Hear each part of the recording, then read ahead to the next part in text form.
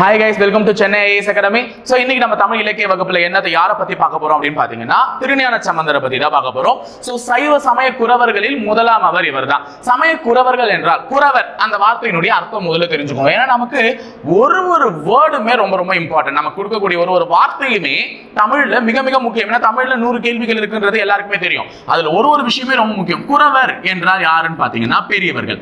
அப்ப சைவ சமயத்தில் பெரியவர்களை தான் குரவர்னு சொல்றாங்க. என்னதான் சைவ சமயத்துல 63 நாயன்மார்கள் சிவனை பற்றி புகழ்ந்து பாடி இருந்தாலும் அதில் முக்கியமாக நால்வராக கருதப்படக்கூடியவர்கள் தான் சைவ சமய குரவர்கள் சொல்றாங்க.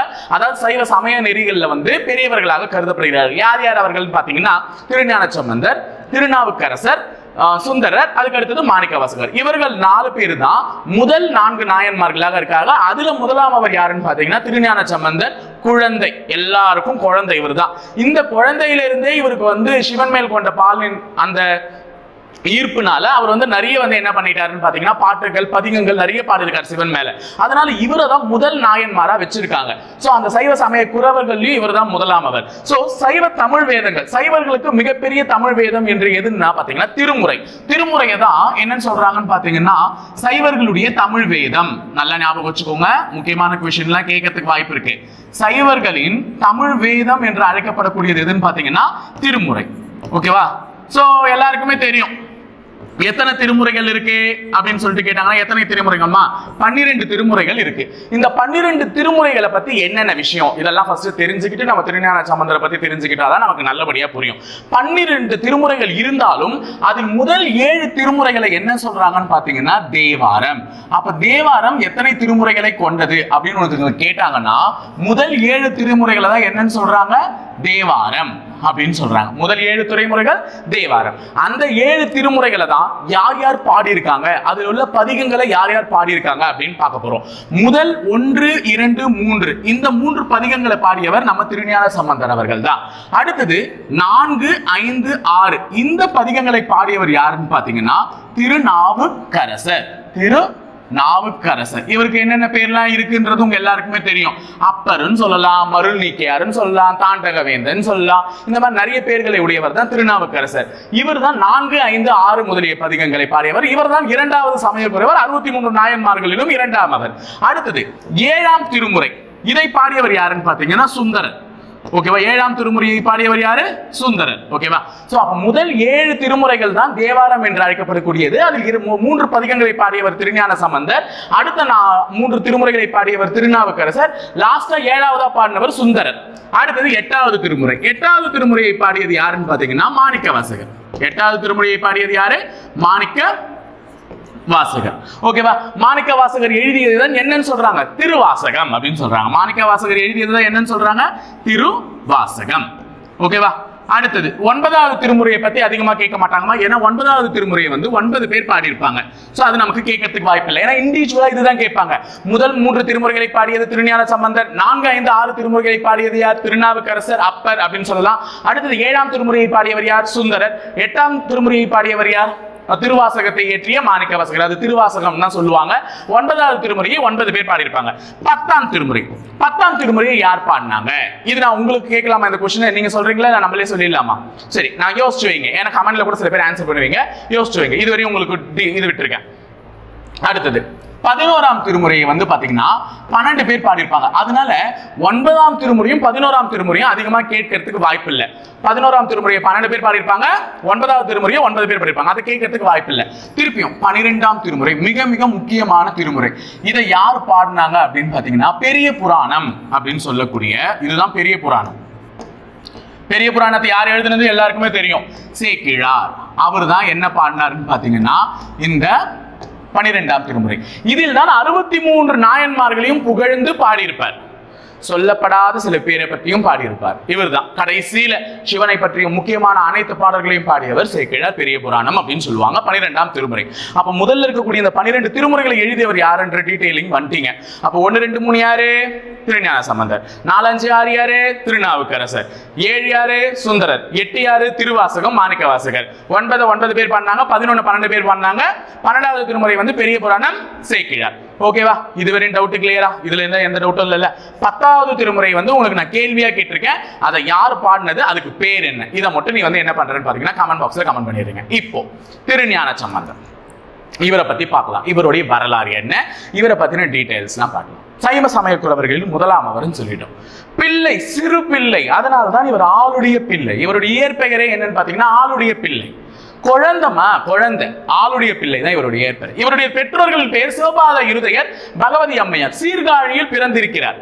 சீர்காழியினுடைய வேறு பெயர்கள் என்னன்னு நமக்கு கேட்கலாம். கீழே எல்லாத்தையுமே சொல்லலாம். சீர்காழியினுடைய வேறு பெயர்கள் தோணிபுரம் சொல்லுவாங்க, காழின்னு சொல்லுவாங்க, வேணுபுரம் சொல்லுவாங்க. இந்த மாதிரி நிறைய இருக்கு. அதெல்லாம் என்ன கீழே டீடைலா கொடுத்துருக்கேன். PDF உங்களுக்கு அட்டாச் பண்ணுவாங்க. அதுல இருக்கக்கூடிய இதையும் வந்து பார்த்து படிச்சு வச்சுக்கோங்க. சோ இவருடைய இயற்பெயர் ஆளுடைய பிள்ளை. இதை வச்சுதான் கொஸ்டின்ல நமக்கு ட்விஸ்டே வைப்பாங்க. ஏன்னா ஆளுடைய பிள்ளைன்னு இருக்கு, ஆளுடைய அரசுன்னு இருக்கு, ஆளுடைய நம்பின்னு இருக்கு. இந்த மாதிரி நிறைய விஷயங்கள் இருக்கு. அதெல்லாம் யாருன்னு தெரிஞ்சுக்கணும்ல. ஆளுடைய பிள்ளை என்று அழைக்கப்படுபவர் யாருன்னு பாத்தீங்கன்னா திருஞான சம்பந்தர் அவர்கள் தான். ஏனென்றால் சிவனால் ஆட்கொள்ளப்பட்ட பிள்ளை, சிவன் மற்றும் பார்வதியால் ஆட்கொள்ளப்பட்ட பிள்ளை. பிள்ளை என்றால் குழந்தை. அப்போ குழந்தையாக இருக்கக்கூடிய திருஞான சம்பந்தர் தான் ஆளுடைய பிள்ளை. அப்போ அடுத்தது ஆளுடைய அரசு, ஆளுடைய நம்பி. இந்த ரெண்டு யாருன்னு சொல்லுங்க பார்க்கலாம். ஏன்னா இதெல்லாம் நாலு பேர் நமக்கு கொஸ்டின்ல கன்ஃபியூஸ் பண்ணலாம்ல. அப்ப ஆளுடைய பிள்ளை என்றால் குழந்தை யார்? திருஞான சம்பந்தர்.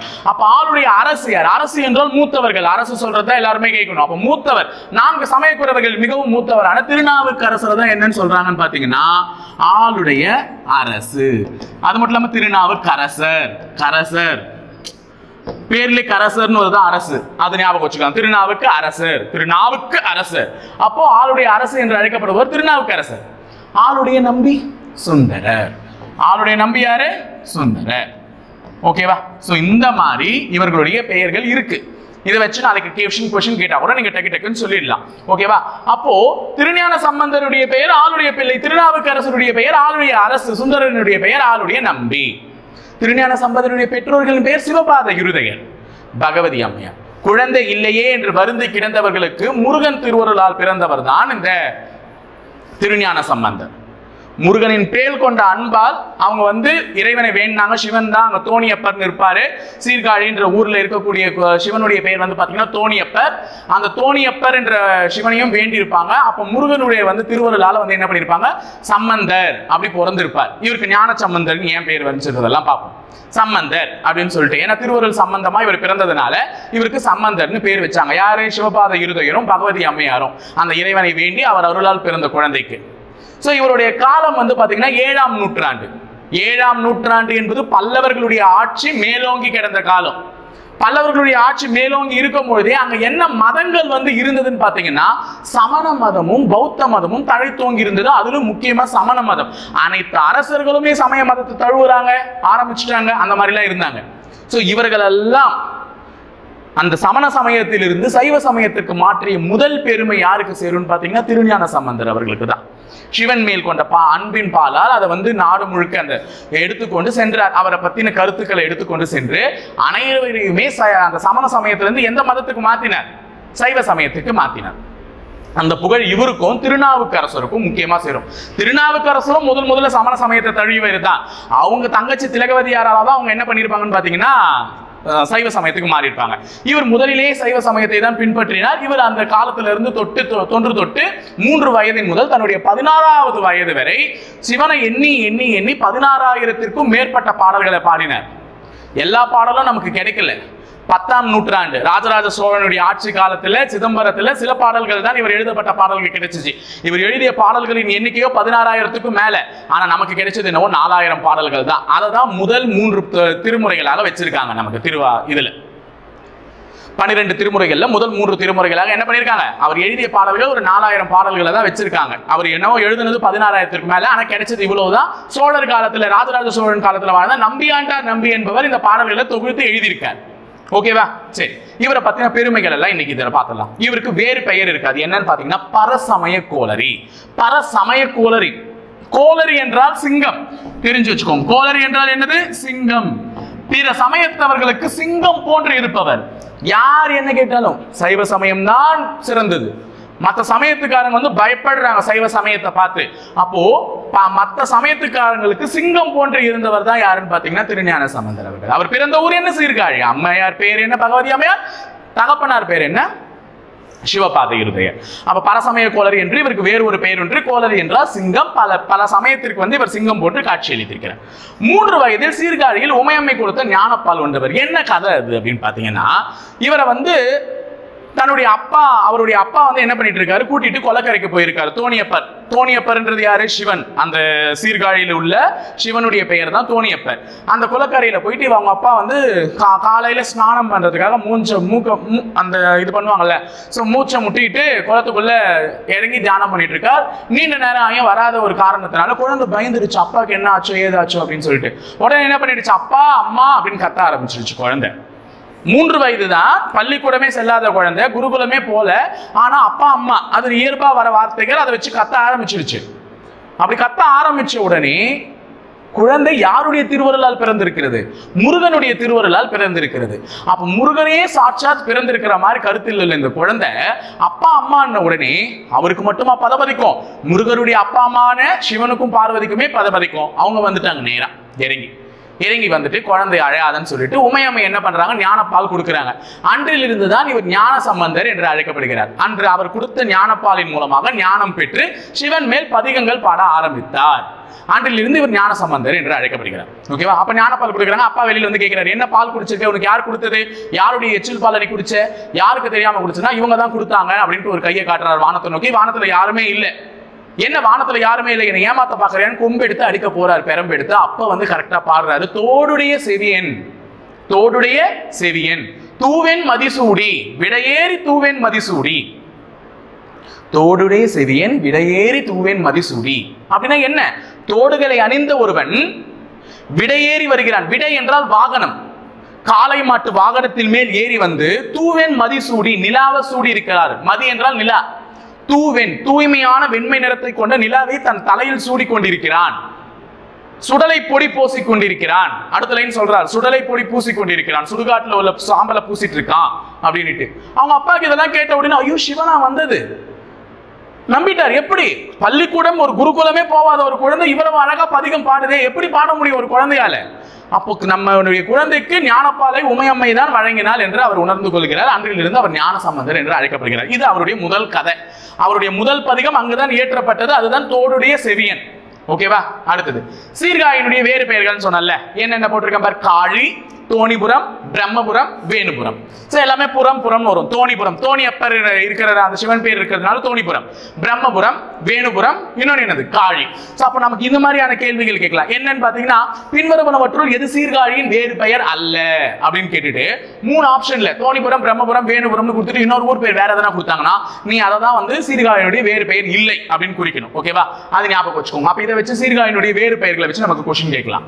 அடுத்தது சைவ சமய குரவர்கள் 4 வரியில் இவர் தான் முதல் நபர். நான் தான் சொல்லிட்டேனே. இவர் என்னென்ன பாடல்கள் எழுதினார்? திருமுறைகள் உள்ள 1, 2, 3 திருமுறைகளை எழுதினார். இவர் பாடல்கள் பெரும்பாலும் இசை பாடல்களாக திகழ்ந்தது. அதெல்லாம் வேண்டாம். இப்ப இந்த கதைக்கு வருவோம். இந்த இவரை பாருங்க, திருநீலகண்ட யாழ்ப்பாணர். ஓகேவா? திருநீலகண்ட யாழ்ப்பாணர். இவர் வந்து ஒரு 63 நாயன்மார்கள் இவரும் ஒருவர். இவரெல்லாம் பின்னாடி வருவார். ஓகேவா? 63 நாயன்மார்கள் பின்னாடி இருப்பார். யாரு? திருநீலகண்ட யாழ்ப்பாணர். ஞான சம்பந்தர் வந்து 3 வயதுல ஞானத்தை பெற்றார். உலகம் ஃபுல்லா போயிட்டு தமிழ் அவருடைய சைவ சமய நெறிகளை பரப்பணும்னு சொல்லிட்டு கிளம்ப ஆரம்பிச்சிட்டாரு. அப்ப அவருடைய பாட்டுக்கு இசை யாழில் வந்து இசை மீட்டுவதற்காக போனவர் தான் யாருன்னு பாத்தீங்கன்னா திருநீலகண்ட யாழ்ப்பாணர். அதாவது அவர் பாட்டு பாடுவார், இவர் யாழில் என்ன பண்ணுவார்? இசை மீட்டுவார். இவருக்கு கொஞ்சம் கர்வம் அதிகம். என்ன அதிகம்? கர்வம் அதிகம். கதெல்லாம் கேளுங்கம்மா, அப்பதான் மறக்காது. இவருக்கு கொஞ்சம் கர்வம் அதிகம். அப்பா நம்மளை விட இவர் பாட்டுக்கு இவர் என்ன பாட்டு பாடினாலும் நான் இசையமைப்போம் யாழில் அப்படின்னு சொல்லிட்டு இவருக்கு கொஞ்சம் கர்வம் இயல்பாவே அதிகம். நீ என்னன்னா பாட்டு பாட, நான் வந்து என்ன பண்ணுவேன், யாழிலே இசை மீட்டிடுவேன் அப்படின்னு சொல்லிட்டு இவருடைய அகந்தையை அழிப்பதற்காக யாழ்முறி பதிகம்னு ஒன்று பாடினார். யாழ்முறி பதிகம் அப்படி என்னன்னா, நான் பாடுற பாட்டுக்கெல்லாம் உன்னால யாழ்ல வந்து இசையமைக்க முடியும் அப்படின்னா தருமபுரம் அப்படின்னு ஒண்ணு இருக்கு. இந்த சிவன் கோயிலுக்கு போகும்பொழுது சிவனே சொல்றார், நீ பாடக்கூடிய ஒரு பாட்டுக்கு அவரால் இசையமைக்க முடியாம போனோம், அவருடைய அகந்தை அந்த இடத்துல அழியணும் அப்படின்னு சொன்னாங்க. அப்ப அவருடைய அகந்தையை அழிக்கிறதுக்கு தான் யாழ்முறி பதிகம் பாடினாங்க. அப்ப திருநீலகண்ட யாழ்ப்பாணருடைய அகந்தையை அழிப்பதற்காக பாடப்பட்ட பதிகம் தான் இது யாழ்முறி பதிகம். யாழை முறிக்கிறது, அதாவது வந்து என்னன்னா இவர் பாடக்கூடிய பாட்டுக்கு அவரால் இசையமைக்க முடியாம தோத்து போறதே, அந்த மாதிரி ஒரு பாட்டை பாடினார். எழில் பொழில் மயில் கையில் அந்த மாதிரி ஒரு பாட்டு பாடி தருமபுர சேனி அப்படின்னு சொல்லிட்டு ஒரு பாட்டு பாடினார். எழில் பொழில் மயில் கையில் தருமபுர சேனி அப்படின்னு பாட்டு பாடும் போது அவரால் என்ன பண்ண முடியல, அந்த பாட்டுக்கு ஏற்ற மாதிரி இசையா அமைக்க முடியல. அப்ப அவருடைய அகந்தை அழியுது. அப்ப கூட்டத்துல சிவனே வந்து உருமாறி வந்து என்ன பண்ணாரா, யாழை வாங்கி உன்னாலதான் பண்ண முடியாது ஆனா என்னால பண்ண முடியும் அவர் இசை அமைச்சதாகவும் அதுல இருந்து அவருடைய அகந்தையை விட்டொழிந்து திருப்பியும் வந்து திருஞான சம்பந்தருடன் இணைந்து பணிபுரிந்ததாகவும் சொல்லியிருக்காங்க. அப்ப திருநீலகண்ட யாழ்ப்பாணரின் அகந்தையை ஒழிக்க பாடப்பட்ட பதிகம் யாழ்முறி பதிகம். அது பாடப்பட்ட இடம் தருமபுரம். தர்மம் நிலைநாட்டப்பட்டது அப்படின்னு நினைச்சுக்கோங்க. அடுத்தது ஞான சம்பந்தரும் திருநாவுக்கரசரும் முதலில் சந்தித்த இடம் திருப்புகலூர். ரெண்டு விஷயம் ஞாபகம் வச்சுக்கோங்க. ஞான சம்பந்தரும் திருநாவுக்கரசரும் வந்து என்ன பண்ணிருப்பாங்கன்னு பாத்தீங்கன்னா, ஒரு கோயில் கதவை, பூட்டிய கோயில் கதவை திறக்க உதவி பண்ணிருப்பாங்க, திருப்பி அதை மூட உதவி பண்ணிருப்பாங்க. அது நடந்த இடம் திருமறைக்காடு வேதாரண்யம். ஆனா இந்த இடத்துல திருப்புகலூர்னு கொடுத்திருக்காங்க. அவங்க அதுக்கு முன்னாடியே சந்திச்சுட்டாங்க. அதுக்கு அடுத்தது அந்த விஷயத்தை நடத்தி காட்டின இடம் தான் திருமறைக்காடு.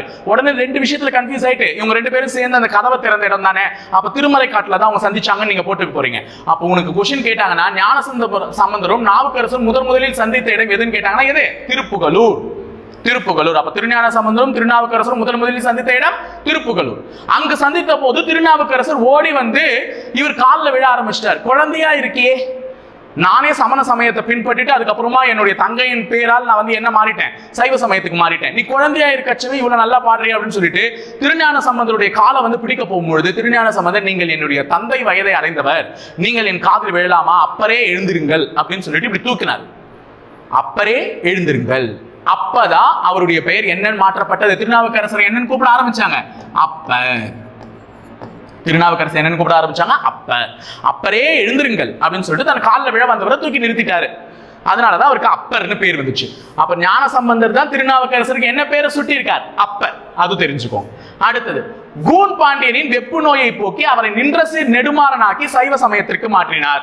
வைகை ஆற்றில் இடப்பட்ட ஏடுகள் எதிர்த்து சென்று கரையேறிய இடம் திருவேடகம். இது திரு ஏடகம். ஆக்சுவலா இது வே கிடையாது, ஏ. அதுதான் 4 இடத்துல இது வந்து ஆயிட்டு வேணு மாறிடுச்சு. திருவேடகம், திரு ஏடகம். ஏடு வந்து வைகை ஆற்றை கடந்து வந்தது. இந்த கதை ரெண்டுத்துக்குமே ஒரே கதை தான் சொல்லிடுறேன். இந்த ரெண்டுத்துக்குமே கூன் பாண்டியன் அப்படின்னு இருந்தார். அவருக்கு கூன் பாண்டியன் பேர் இல்லை, அவர் ஒரு பாண்டிய நெடுமாறன். அவருக்கு கூன்லாம் இல்லை. கூன் எப்ப வந்துச்சுன்றதெல்லாம் சொல்லலாம். அவர் வந்து ஒரு பாண்டிய நெடுமாறன், சமண சமயத்தை நல்லா பின்பற்றி கொண்டிருந்த ஒரு அரசர். அப்படியே விடாப்புடியா வச்சுட்டு இருந்தார். ஆனா அவருடைய ஒய்ஃப், மனைவி மங்கையர்க்கரசியும் அவருடைய அமைச்சர் வந்து குலசேகர என்ன பண்ணுவாங்கன்னு பாத்தீங்கன்னா, அவங்க 2 பேருக்குமே இது கிடையாது. கூன் பாண்டியருக்கும் சாரி, அவங்க ஒய்ஃப் மங்கையர்க்கரசிக்கும் சரி, அவருடைய அமைச்சருக்கும் சரி, 2 பேருக்குமே என்ன கிடையாதுன்னு பாத்தீங்கன்னா, சமண சமயத்துல வந்து விருப்பம் கிடையாது. அவர்கள் இருவருமே சைவ சமயத்தை பின்பற்றியவர்கள். அவர்கள் என்ன பண்ணாங்க, ஞான சம்பந்தர் ஊருக்கு வர வச்சு தன்னுடைய கணவன் கிட்ட வந்து சைவ சமயத்தை பத்தி எடுத்துரைச்சு அவரையும் சைவ சமயத்துக்கு மாத்தணும்னு சொல்லிட்டு தான் என்ன பண்ணாங்க, ஞான சம்பந்தரை கூப்பிடுறாங்க. அப்ப ஞான சம்பந்தர் வருகிறார். இவர் வருந்த செய்தியை அறிஞ்ச பாண்டிய நெடுமாறன் என்ன செய்கிறார் என்றால், போயிட்டு அந்த சமண சமயத்தில் இருக்கிறவங்க கிட்ட போய் சொல்றாங்க, அவர் வந்துட்டாரு, ஞான சம்பந்தர் வந்துட்டாருன்னு சொல்லிட்டு. அப்படி ஞான சம்பந்தர் வந்துட்டாரு, அவர் எதனா பண்ணிடுங்க அப்படின்னு சொல்லிட்டு சமண சமயத்துல சேர்ந்தவங்களா போய் கிட்ட சொல்லும் பொழுது அவர் உடனே என்ன பண்றாரு, அந்த பாண்டிய நெடுமாற அரசன் வந்து அவர் இருக்கக்கூடிய அந்த குடில தங்கியிருக்காங்கல்ல அதை எரிச்சிடுங்க, நெருப்போட நெருப்பா போய் சாம்பல் ஆகட்டும் அப்படின்னு சொல்றாங்க. அவங்க சொன்ன கட்டளைப்படியே அந்த சமண சமயத்தை சேர்ந்தவங்க அதை எரிச்சிடுறாங்க. எரிக்கும் பொழுது அந்த உள்ள இருக்கக்கூடிய ஞான சம்பந்தரோட வந்த எல்லாரும் பயப்படுறாங்க. ஐயோ நெருப்பு வந்துருச்சு, என்ன பண்றது? இவர் ஒண்ணுமே பண்ணல, எழுந்து நின்றுட்டு என்னை எரிக்க வந்த இந்த நெருப்பு போய் மீண்டும் மன்னனையே தாக்கட்டும், என்னை எரிக்க வந்த நெருப்பு மீண்டும் போய் மன்னனையே தாக்கட்டும் சொல்லிடுறாரு. உடனே அங்க இருந்து நெருப்பு கிளம்பி போயிட்டு தான் மன்னனுக்கு வெப்பு நோய் வருகிறது. வெப்பு நோய் இந்த இடத்துல தெளிவா சொல்லியிருக்காங்க, வெப்பு நோய். அப்போ வெப்பு நோய் வந்துதான் அவனுக்கு என்ன விழுந்தது, கூன் விழுந்தது அந்த பாண்டியனுக்கு. அப்ப பாண்டியனை தாக்கியது வெப்பு நோய். எங்க வந்தது, அவன் விதைச்ச விதைதான், அது அவனுக்கே திருப்பி வந்துச்சு, அவ்வளவுதான். வெப்பு நோய் வந்த உடனே சமண சமயத்தை சேர்ந்தவர்கள் எல்லாம் பாண்டிய மன்னனை பழக்க வச்சுட்டு ஓமம் வளர்க்குறாங்க, எல்லாமே பண்றாங்க, எதுக்குமே கட்டுப்படலை. உடனே அவங்க என்ன பண்ணாங்க, தன்னுடைய பாண்டியனுடைய உடலை 2ஆ பிரிக்கிறாங்க. இந்த பக்கம் சமண சமயத்தை சேர்ந்தவர்கள் வந்து என்ன பண்றாங்கன்னு பாத்தீங்கன்னா, ஒரு தீர்த்தத்தை தடவுறாங்க பாண்டிய மன்னனுக்கு. தீர்த்தத்தை தடவி அந்த வெப்பு நோய் போனோன்னுட்டு இந்த பக்கம் என்ன பண்றாரு, திருஞான சம்பந்தர் வந்து திருநீரை தடவுகிறார். விபூதி நம்ம சொல்றோம்ல திருநீர், அதை தடவி ஒரு பதிகம் பாடுகிறார். அதுதான் என்னன்னா, மந்திரமாவது நீரு திருமந்திரமாவது நீரு அப்படின்னு பாடுறார். இந்த பக்கம் தடவி அதை பாடும்பொழுது வெப்பு நோய் குணமாகிறது. அப்ப பாண்டியன் உணர்கிறான், சமண சமயத்தை விட சைவ சமயம் பெரிது என்று உணர்கிறான். அவன் அன்றிலிருந்து சைவ சமயத்துக்கு மாற முயற்சிக்கிறான். அதோடு நிக்கல, மாற முயற்சிக்கிறான். அப்பயும் இவங்க விடலை, அப்பயும் எங்களது தான் பெருசுன்றாங்க. அதுக்கு அடுத்தது போட்டிலாம் வைக்கிறாங்க. அதுதான் இந்த ஏடுகள். சமண சமயத்தை சேர்ந்தவர்கள் எங்களுடைய ஏடுகளை நாங்கள் தூக்கி எறிகிறோம் வைகை ஆற்றில், அது என்ன ஆகிறது என்று பாருங்கள் சொல்லிட்டு அவங்க வந்து தூக்கி எறிகிறாங்க. வைகை ஆற்றோட ஆற்றை அதை அடிச்சுட்டு போயிடுச்சு. ஆனா இவர் என்ன பண்றாரு, சிவன் பத்தின பாடல்களை பதிச்சு அந்த ஏடுகளை தூக்கி வைகை ஆற்றில் எறிகிறார். அது ஆறு ஓடக்கூடிய திசையில் செல்லாமல் எதிர் திசையில் வந்து கரையேறுகிறது. அது ஏறிய இடம் தான் திருவேடகம்.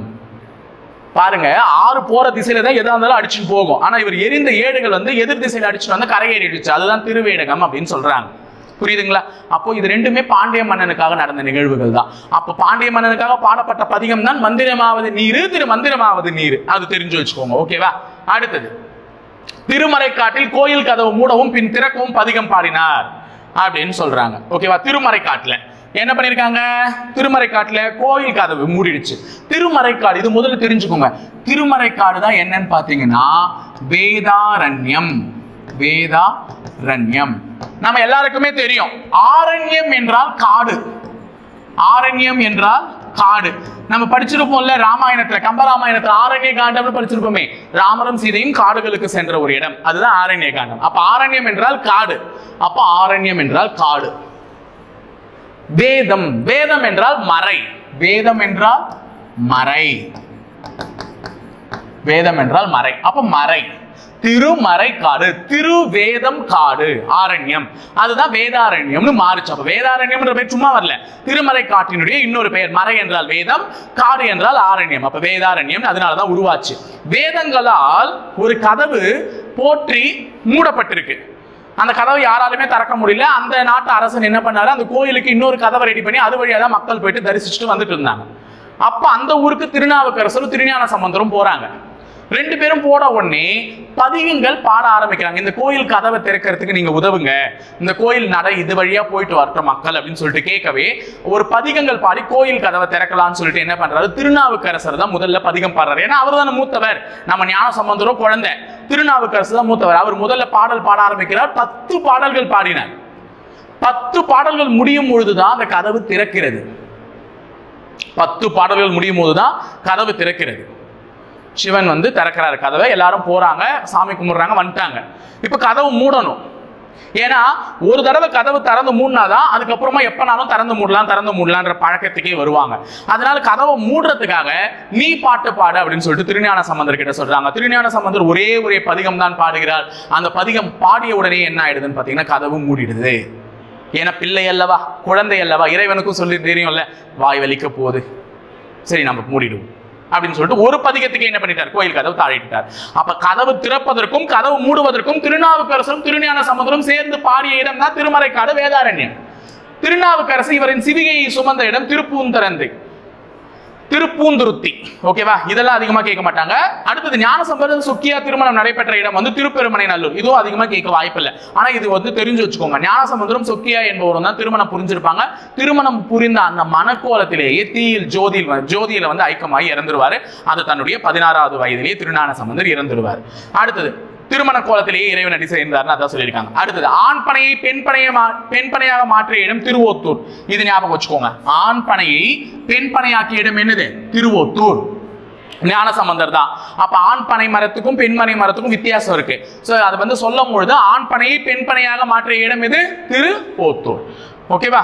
அடுத்தது நிறைய விஷயங்கள் இருக்கு. இன்னும் இது எல்லாமே பிடிஎஃப்ல வச்சிருக்கோமா, படிச்சுக்கோங்க. நான் இதையும் சொல்லிடுறேன், எக்ஸ்பிளைன் பண்ணிடுறேன்.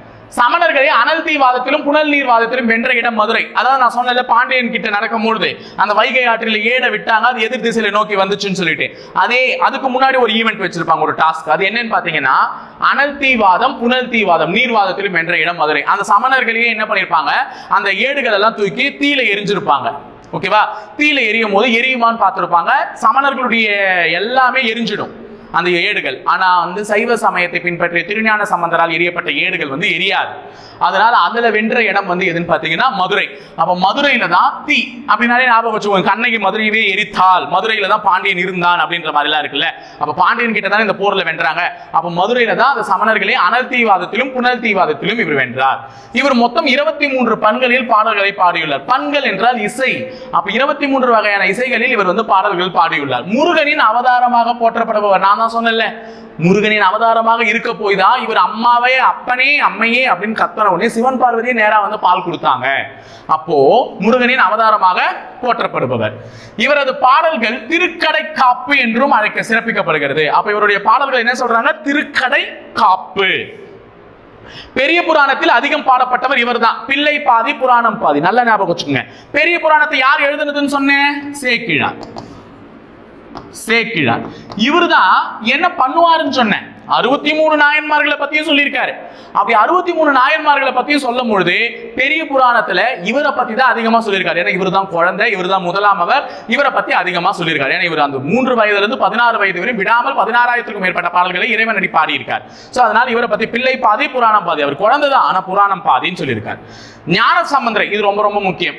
ஞான சம்பந்தரை திராவிட சிசு என்ற ஆதிசங்கரர் சௌந்தரிய லகரில் புகழ்ந்துள்ளார். அப்போ இதை கேட்பாங்க, திருஞான சம்பந்தரை திராவிட சிசு என்று அழைத்தவர் யாருன்னா, திராவிட சிசு என்று அழைத்தவர் வேறு யாரும் அல்ல. யாரு? ஆதிசங்கரர். அப்ப ஞான சம்பந்தரை திராவிட சிசு என்று அழைத்தவர் ஆதிசங்கரர். நாளும் இன்னிசையால் தமிழ் பரப்பும் ஞான சம்பந்தன் என்று அழைத்தவர் சுந்தரர். சுந்தரர்லாம் இவருடைய காலத்துக்கு பிற்பட்ட காலத்துக்கு வந்தவங்க. அவர்லாம் 8ஆம் நூற்றாண்டை சேர்ந்தவர். இவர் 7வது நூற்றாண்டை சேர்ந்தவர். இவரும் திருநாவுக்கரசரும் தான் 7ஆம் நூற்றாண்டு. இவருக்கு அடுத்து வந்த சுந்தரர் 8ஆம் நூற்றாண்டு. ஓகேவா? அப்ப அவர் வந்து என்ன சொல்லியிருக்காரு? நாளும் இன்னிசையால் தமிழ் பரப்பும் ஞான சம்பந்தன். அதாவது 23 வகையான இன்னிசைகளில் பாடல் பாடியவன் ஞான சம்பந்தன். நாளும் இன்னிசையால். ஒரு நாளும், ஒரு நாளைக்கு 24 மணி நேரம். ஆனா இவர் எத்தனை இசையை வாசிப்பார்? 23. ஒன்னு கம்மி பண்ணிக்கோங்க. அப்ப நாளும் இன்னிசையால் இசைப்பாடும் ஞான சம்பந்தன், தமிழ் பரப்பும் ஞான சம்பந்தன். வேதநெறி தழைத்தோங்க மிகு சைவத்துறையை விளங்க தோன்றியவன் சேக்கிழார்னு சொல்லியிருக்காங்க. அடுத்தது இது வேண்டாம், இதெல்லாம் வந்து படிச்சு வச்சுக்கோங்கம்மா. ஆனா இது வந்து இந்த இடத்தை மட்டும் ஞாபகம் வச்சுக்கோங்க. ஞான சம்பந்தர் இறைவனால் அருளியவை. ஞான சம்பந்தருக்கு இறைவன் அருளியவை அப்படின்னு சொல்லியிருக்காங்க. இதெல்லாம் என்னன்னு பாத்தீங்கன்னா, அவர் வந்து முதல்ல கையை தட்டி தான் பாட்டு பாடுவார். கையை தட்டி தான் பாட்டு பாடுவார். குழந்தையில 3 வயதுல ஞானம் வந்த உடனே இறைவனுக்கே ஒரு மாதிரி ஆயிடுச்சு. அந்த பிஞ்சு கைகள் தட்டி சிவக்கின்றனவே, அப்படி போய் செவக்கலாமா அப்படின்னு சொல்லிட்டு தான் அவருக்கு ஒரு பொற்றாலம் தருகிறார்கள். பொற்றாலம் என்றால் இந்த மாதிரி அடிப்பாங்கல்ல, பொற்றாலம் தந்து இதுல இசைத்து பாட்டு பாடு. அது கிடைக்கப்பெற்ற இடம் திருக்கோலக்கா. கோல் பொற்றாலம் வந்து கிடைக்கப்பெற்றது திருக்கோலக்கா. இங்க இருக்கு பாருங்க, கையில வச்சுட்டு இருக்காங்களா அந்த பொற்றாலம். பொற்றாலம் கிடைக்கப்பெற்றது திருக்கோலக்கா. ஓகேவா? அப்ப இறைவன் அது அவருக்கு பரிசா கொடுத்தார். அதே மாதிரி முத்துப்பந்தல், இது எல்லாமே இறைவனால் கொடுக்கப்பட்டதுதான். முத்துப்பந்தல் பரிசாக கொடுக்கப்பட்டது எதுன்னு பாத்தீங்கன்னா பட்டீஸ்வரம். பட்டீஸ்வரத்துல வந்து முத்துப்பந்தல் கொடுக்குறாங்க. பொற்கிழி திருவடுவதுறை, படிக்காசு திருவிழிமலை, திருவாயல்ல முத்துச்சிவிகை. இந்த விஷயம் ஞாபகம் வச்சுக்கோங்க. முத்துப்பந்தல் எங்க? பட்டீஸ்வரம். பொற்கிழி திருவாடுதுறை, படிக்காசு திருவிழிமலை, முத்துச்சிவிகை திருவாயில். ஓகேவா? அடுத்தது மக்களோட குளிர் ஜுரத்தை நீக்க பதிகம் பாடிய இடம் வந்து பாத்தீங்கன்னா செங்குன்றூர். மக்களோட குளிர் ஜுரம், மக்களுக்கெல்லாம் குளிர் ஜுரம் வந்துச்சு, அப்ப அதை நீக்கிறதுக்கு பதிகம் பாடிய இடம் வந்து செங்குன்றூர். ஓகேவா? பெரிய புராணம் இவரை ஞானத்தின் திருவுரு என்று கூறுகிறது. இது ஞாபகம் வச்சுக்கோங்க. பெரிய புராணத்தை எழுதியது சேக்கிழார். அவர் தான் இவரை பத்தி நிறைய புகழ்ந்தே பாடியிருக்காரு. அவர் என்ன சொல்லியிருக்காருன்னா, இவர் ஞானத்தின் திருவுருவு. இவர் தான், ஏன்னா ஞானம் பால் வழங்கிய ஒருத்தர் இவர். இவரு தான் ஞானப்பால் குடிச்சுதான் ஞான சம்பந்தனே பேர் வந்துச்சு. அப்ப இவர் ஞானத்தின் திருவுரு அப்படின்னு சொல்லியிருக்காங்க. பரசமய கோளரி என்றால் பிற சமயத்தவர்களுக்கு சிங்கம் போன்றவர். நான் முதலே சொல்லிட்டேன், கோளரி என்றால் சிங்கம். அப்ப பிற சமயத்தவர்களுக்கு சிங்கம் போன்றவர் தான் இவர். அடுத்தது மேற்கோள்கள். இதெல்லாம் ரொம்ப முக்கியமா, நான் இதுதான் சொன்னேன்ல. ஆக்சுவலா என்னன்னு பாத்தீங்கன்னா, தோடுடைய செவியின் விடையேறி, இதுதான் இவர் பாடிய முதல் பாடல் பதிகம்.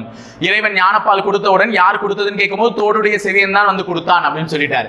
இரக்கம் ஒன்றிலர் திருக்குமலை காட்டில் கதவு திறக்க பாடியது. இரக்கம் இல்லையா?